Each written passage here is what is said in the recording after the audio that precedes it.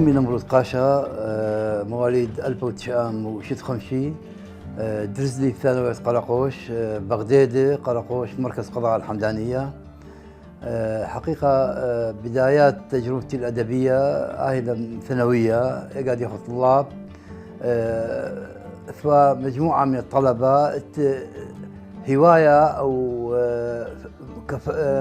موهبة بأن تكتبي نصوص أدبية سواء شعر أو قصة. قم ساعدنا بهذه المهمة مدرس اللغة العربية بالثانوية وهو الأستاذ معد الجبوري.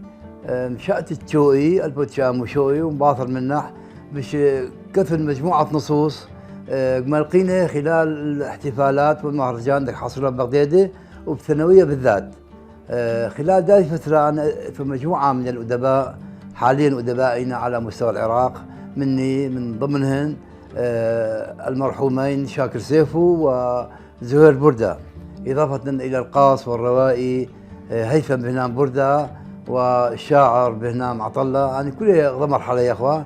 فبديلا بدايات بسيطة برعاية ضميري مدرس اللغة العربية، مباثر في وظف شوقي بديلا بنشر نصوص جديدا في صحف موصلية، أولا جريدة الرسالة وبعدين نشيرا في جرايد دك صدري ببغداد. حقيقة أنا بالنسبة لي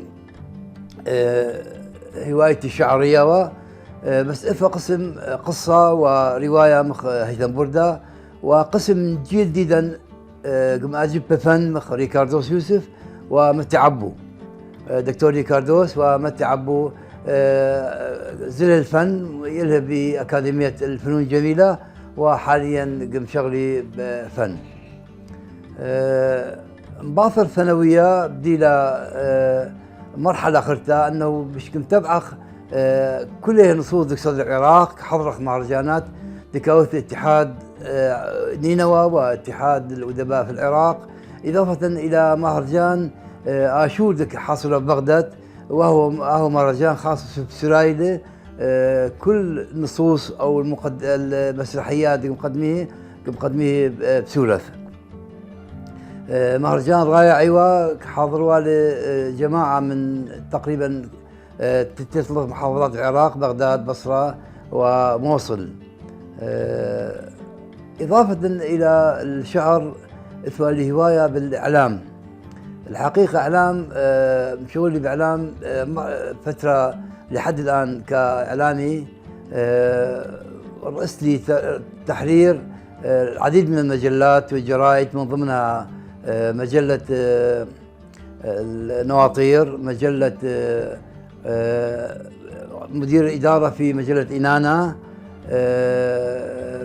مجلة صدى السريان، جريدة صدى السريان، وإضافة إلى الكثير كأعضاء عضو هيئة التحرير في العديد من مجلات وجرائد. بعد 2003 تخلن مركز السريان للثقافة والفنون، أنا سكرتير المركز زينوى، رئيس مركز الشاعر وعضلة إيليوة.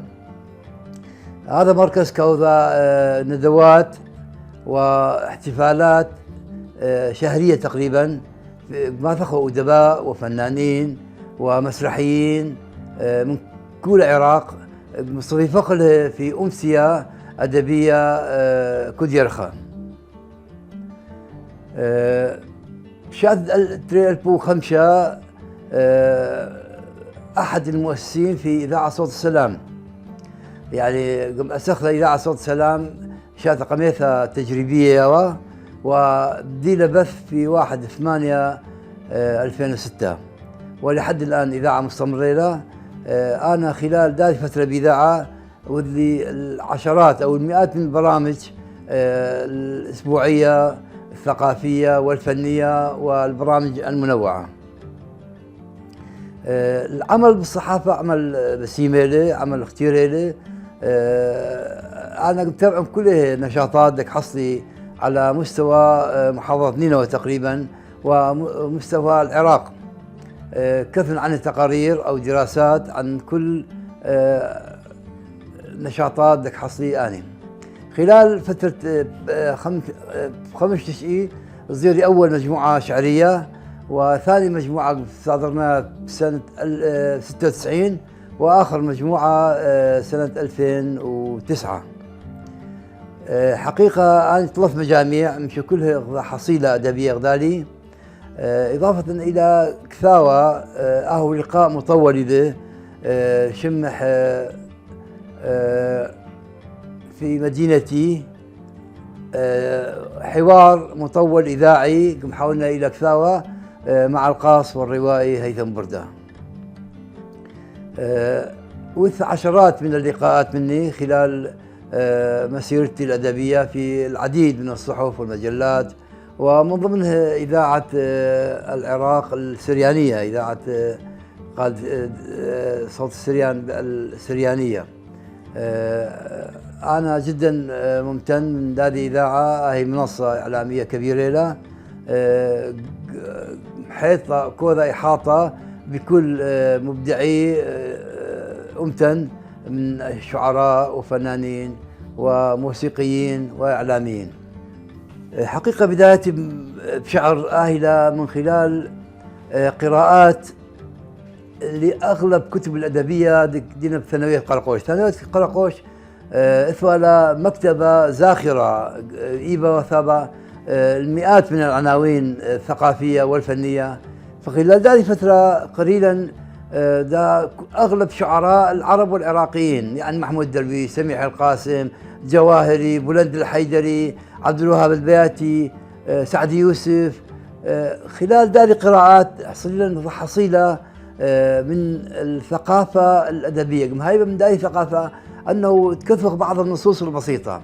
هذه النصوص حولها إلى قصائد ومشارك لهم جوه في مهرجانات، ولحد الآن القراءة مستمرة إلى لأن القارئ لا بتكاثوا، يعني مثل كامل قري 1000 كلمة وكثو كلمة غذاء. فهذا السياق عمل جديدا، خاصة أمدي بالمجال الأدبي أو الإعلامي لازم تقارخ، لازم تبعخ. فالحصيلة الرئيسية الثانوية، يعني من خلال الثانوية ومكتبة التحدية الزاخرة هاي بتقارن كلها مطبوعات أو أغلب دي مكتبة الثانوية. الحقيقة بدي مشاركاتي بسنة 1900 حصلوا مهرجانات ثانوية بمناسبات وطنية أو مناسبات قومية. فخلال هذه المهرجان شاركوا تقريبا أخذ 3، أنا وشاكر وزهير وبهنان. فجوائز هذه المسابقة تقريبا بيناتها متداولة. يصيري أول نص فز بجائزة في مجلة الفكر المسيحي. وقتها مجلة الفكر المسيحي مجلة متميزة ومجلة على مستوى العراقي، فوذ مسابقة في الشعر من ضمن المشاركين شديري قصيدة شمح ثائر، وهذه قصيدة فزت بجائزة، الجائزة الرابعة والخامسة بهذه المجلة. وبدي لي نشر عن بعض هذه المجلة في مجلة الرسالة، جريدة الرسالة الموصلية، وبعدين ثورة وجمهورية وقادسية، أنا بجرايد صدري وبغداد. الحقيقة مختار قصيدة لحدث معين، قد تاو حدث شخصي ذاتي أو حدث وطني أو حدث منطقة، فمختار هذا حدث وخلال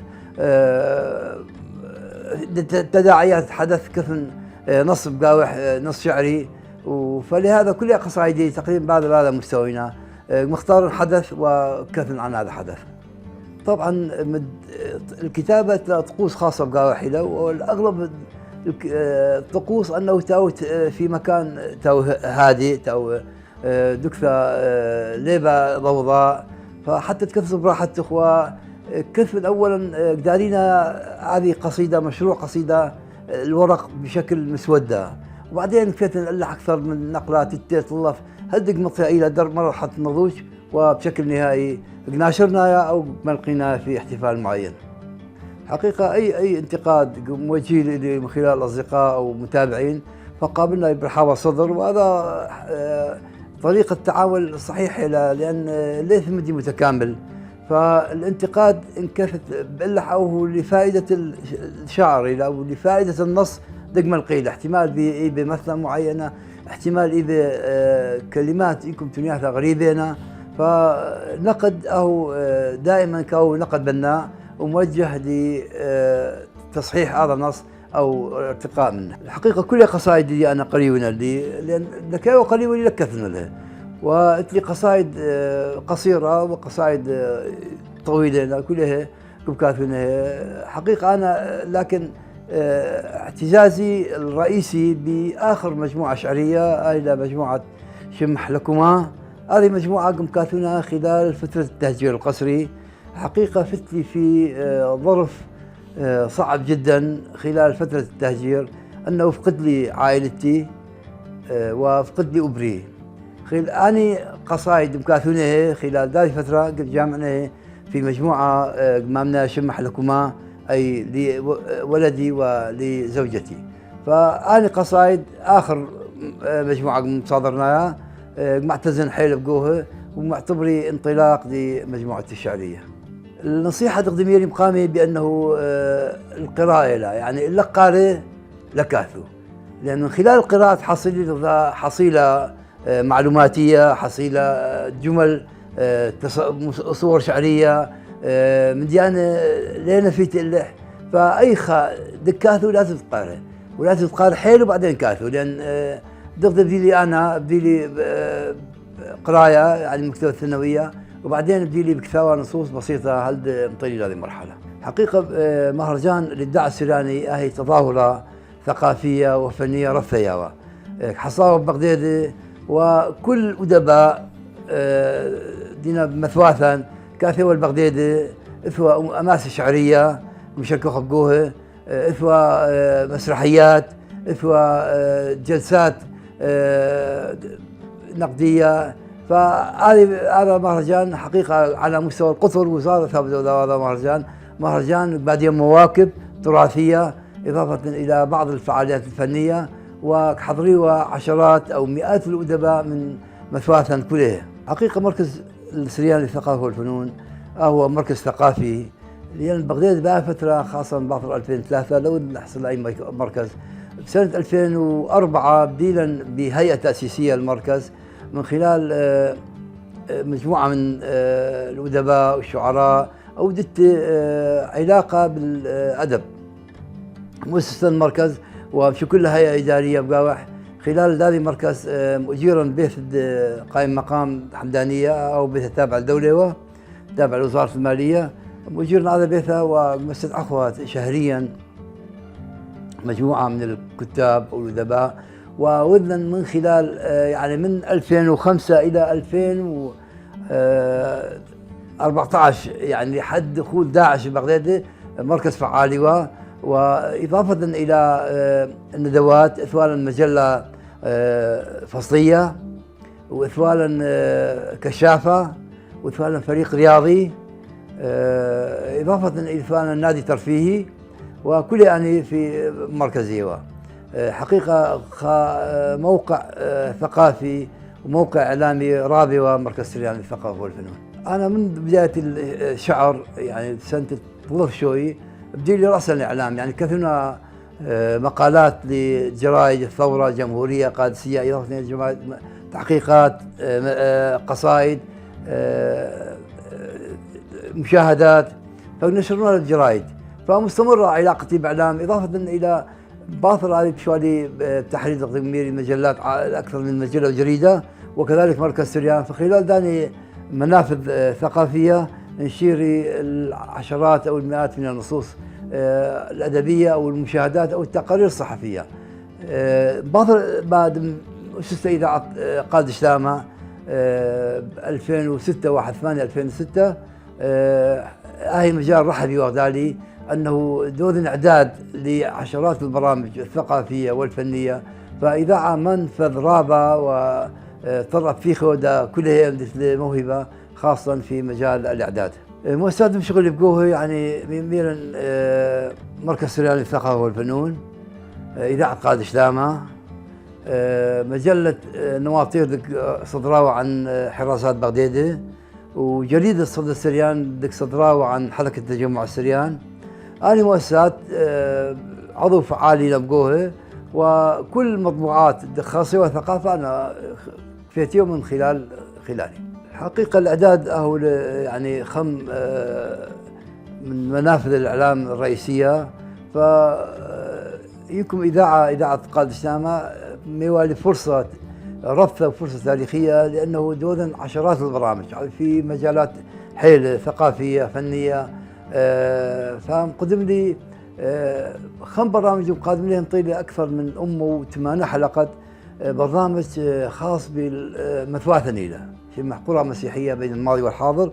فكل حلقة على الجاوة قرية معينة مثواة، إضافة إلى المعلومات المشاقلة مصادر عن آل ماثا، زلا زيارات ميدانية من خلال الإذاعة لكل مثواة تقريبا.